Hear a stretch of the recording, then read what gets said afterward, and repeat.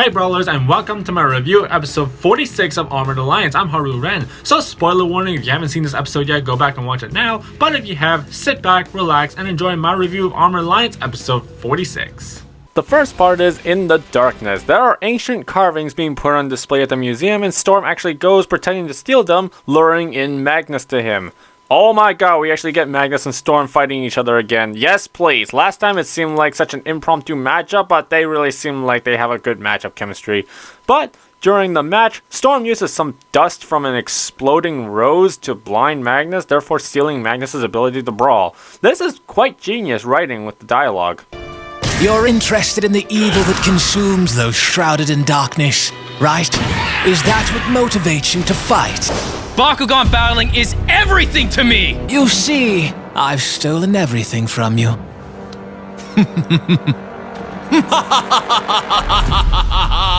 No, I feel like Magnus' mask should have covered his left eye and given him cover from blindness. But regardless, Magnus is completely blind, so it doesn't seem like he can battle since he can't see the battle and adapt to the situations in it. This is practically reality for a lot of people. Magnus runs into Lightning and wow, I never thought we would get Lightning talking and Magnus in one episode together. That's a sentence I actually never thought I'd say. This just really shows how communication comes a long way when it comes to Bakugan, but this is a little continuity error if you ask me. If Magnus can't talk to Bakugan or understand them because he was born before the Great Collision, how is Sophie able to understand Bakugan then? She's clearly way older than everyone and understands the Awesome Brawlers Bakugan perfectly. He's right. It's true! They're telling the truth! You only think that because you've been brainwashed. A kid that lives behind the alley somehow wakes up to Magnus and Lightning, and he interprets the Bakugan that are interpreting Lightning to communicate to Magnus. So Lightning becomes Magnus' seeing eye dog to get Magnus' revenge on Storm. I really enjoyed Julie Lemieux's performance as Phaedrus in this episode, but considering she was Runo in the previous series, it's no surprise she's no stranger to emotional performances. Never realized just how inconvenient not being able to talk to Bakugan was before. This device forces Nilius and Enoch to listen to me. We're never going to be true partners, because we can't form a bond. Oh, Magnus. Now this was a really heartbreaking moment to me. The way Julius delivers a line really conveys the pain that Magnus is feeling. Not really feeling like he's partners with Nilius due to needing a device to battle with him, but he can't be able to build a friendship with him as well. It's really devastating to know the true burden of adults and brawlers that have to rely on devices to battle and not being able to talk to Bakugan. They find Storm and they battle again with Storm taking the advantage and also knocking Lightning out with sleeper gas. But because Magnus and Nilius have battled together so many times, he has chemistry with Nilius and they're able to fully synchronize. Nilius even helps guide Magnus to a Bakucore. This is some top-notch development for Magnus, and I thought he couldn't be more developed. I compare this actually to the Batman animated series episode when Batman becomes blind and Penguin takes full advantage thinking Batman is helpless, but still overcomes the obstacle. This episode with Magnus clearly is inspired by that, or something similar. Even though Storm is arrogant to think Magnus' blindness holds him back, Magnus is able to see past it. And actually, when I first saw this, I thought they were changing him from Batman to Daredevil. Shadow Glue! I'm pretty sure that's supposed to be Black Hole. Magnus defeats Storm. Storm returns Magnus' eyesight somehow with a white rose. Seriously, I want to know the science behind those things. Say what you will about Storm, he's a man of his word, because remember... I'm a phantom thief. I am not a petty robber who uses brute force. Did you two help me because my device forced you to? We helped because we're partners.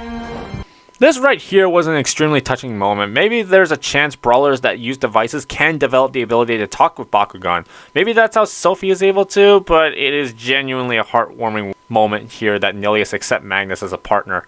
Though this shot here seems out of place, this only implies Magnus has evil intentions or something, which is definitely not the case. It would be better to have a close-up shot of his whole face instead. And this part ends with Magnus leaving Lightning with a hot dog. The next part is called Indecisive Emily. We follow Emily this time, but we see Emily is indecisive as the title suggests. This is another character element added to Emily that we get to explore. We're sold out for the day. Huh? What? I just couldn't decide between all those new flavors.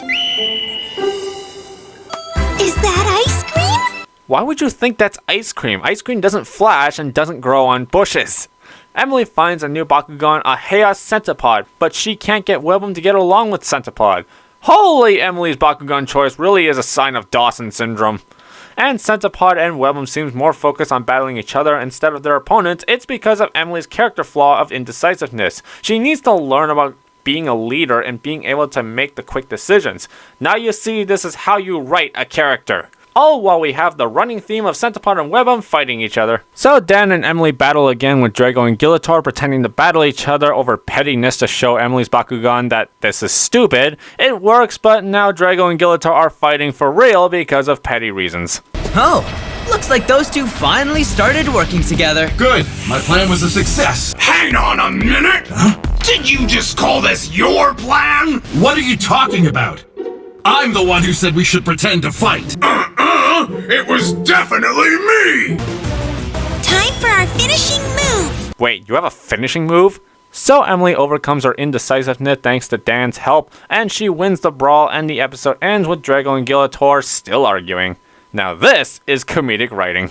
So that was Armored Alliance episode 46. Let me know what your rating of the show was in the comments down below. Yes, this was in reality a filler episode, but actually this was a good filler episode. Really what I think filler episodes really should be. Further exploration to the storyline between Magnus and Storm, neat character development for both Magnus and Emily, and this gives us deep insight to actually being able to talk to Bakugan and what kind of significance it could have. I really love the added character flaw about Emily and her journey to overcome it, though it was one episode, I can forgive it since she's like a secondary character. I think that if you left Magnus blind and just made that a part of his character to get him to overcome the blindness to be a Bakugan brawler, I think that would be a lot cooler. Could have him be like a blind brawler, sort of like the Bakugan version of Toph or Donnie Yen's character from Rogue One, Chirrut Imwe. But, I'm fine with this too. The moments that Magnus has is truly heartwarming, and this filler episode still further developed that character. The voice acting in this episode was really top notch, since the combinations of talent they used for this one was very unique that they all complemented each other very well. And Storm vs. Magnus is just a treat to see. So I'm giving this a Bakutastic. Thank you for watching this review of Armored Alliance. Be sure to press the like button and give us a subscribe for more awesome Bakugan content. I've been Haru Ren, and thank God for Rapid Fire. Bye!